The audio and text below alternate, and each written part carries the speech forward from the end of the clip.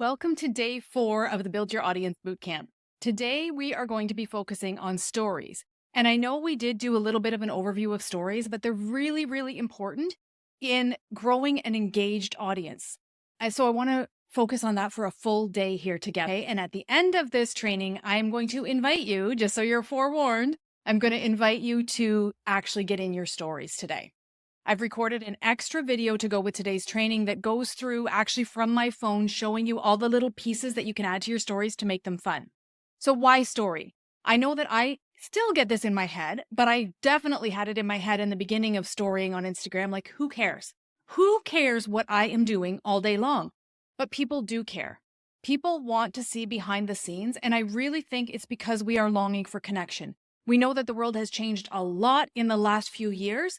And Instagram, there's really a gift in Instagram storying and in connecting with people all over the world through your stories. So your feed is maybe more curated, and maybe you have thought about the formula that you want to say your thoughts in and all of that jazz. Your stories are real and raw. Your stories should, even though I hate that word, but should feel like people actually are getting to know you. And that's where you are going to have conversations about real life and conversations about your business. And for the most part, your stories are where you're going to be selling your offers. So it's really important that we get into stories and we bring people with us on the journey and we allow people to get to know us. Whatever level you want to show on Instagram stories is fine. You get to be the boss of that. It's important because then when it's time for us to sell something, they're already sold on us. Right? People buy you before they buy whatever it is that you're selling. So some of the things that you can do is that you can take people on a journey throughout your day. Maybe not every day, but maybe you have a day where you're doing a photo shoot, or maybe you have a day where you're working on a report or meeting a friend or just doing fun things all day. Maybe you're going to a concert. You can take them on the journey through your day with you and just add little fun text, add polls, just have some fun with it. Let it be easy. Maybe it's not going to be easy at first, but over time it will get easier and easier. And you know what? You may even start to enjoy it. I know that sounds crazy right now, but it's true. So the other thing that you can do is that you can look at things through the lens of your business. So if I'm going to a football game on a Sunday afternoon and the tickets were really expensive and it was your paycheck that got to buy those, you could celebrate that. Or when you get a certification, you can celebrate that. Ask people to celebrate with you. When you try a new dish for dinner, you can do that. You can do all kinds of things in your stories. There's one account I follow, and I'll try to share that with you in the group. And she, when she gets a new little jacket, she shares it. Maybe you've seen my stuff. If I'm a real big thrifting, I've always loved thrifting. So sometimes I will share a find that I've found at a thrift shop. Last week it was a cool pair of palazzo pants that I never would have found in a real store.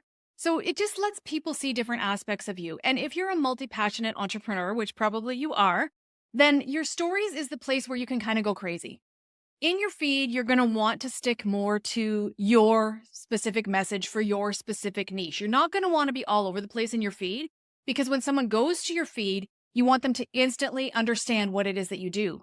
But in your stories, you bring all of you to the party. And that's the magic of your story, is that you get to be all of you. So, maybe you have a side hustle. Maybe you have a direct sales business. Maybe you have a bazillion hobbies. Maybe you live on a farm. Maybe, you love exploring the city on the weekends. Like, whatever it is, bring people with you on the journey in your stories.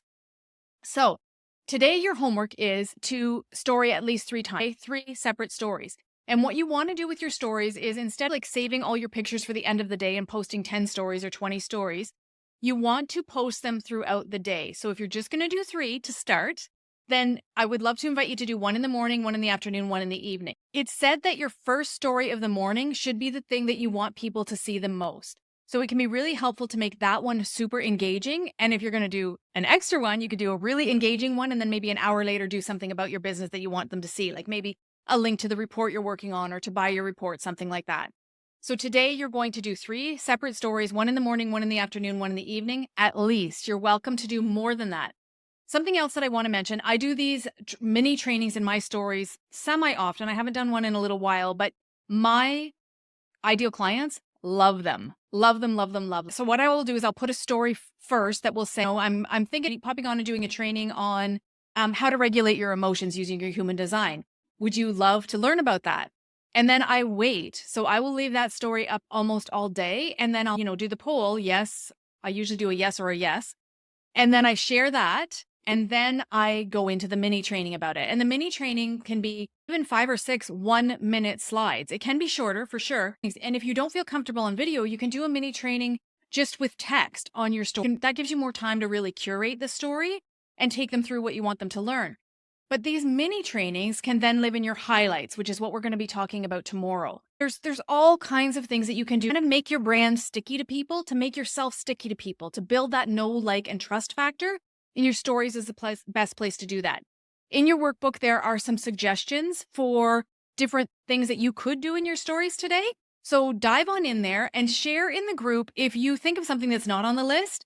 Also, share in the group when you have completed at least posting one story so that we can cheer you on and maybe go check out your stories and maybe go check out your stories and show you some love.